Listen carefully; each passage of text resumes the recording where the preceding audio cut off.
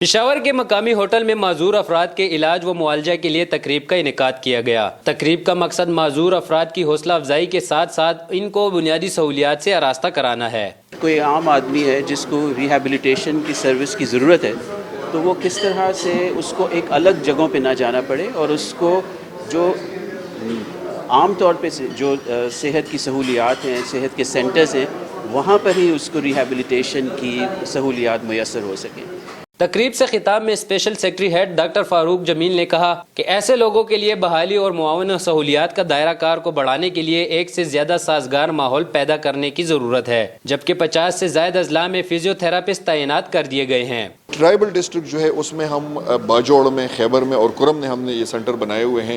ہماری next ADP میں ہم ٹرائبل ڈسٹرکٹس میں ایک پیراپلیجک سینٹر بنا رہے ہیں، اور ریسنٹلی ہم نے ہمارے آلریڈی ہر ڈسٹرکٹ ہیڈ کوارٹر ہاسپٹل میں ایک فزیو تھراپسٹ موجود ہے، لیکن ہم نے مزید جو ہے تقریباً کوئی راؤنڈ اباؤٹ 40 فزیو تھراپسٹ لے لیے، جس میں آدھے فیمیل اور آدھے میل ہیں۔ اپنی نوعیت کے اس 5 سالہ منصوبے میں معذور افراد کے نظام کو مضبوط بنانے اور آبادی کے لحاظ سے بڑھتی ہوئی ضروریات کو پورا کرنے میں مددگار ثابت ہوگا۔ کیمرہ مین حمزہ آفتاب کے ساتھ واجد شہزاد، سچ TV، پشاور۔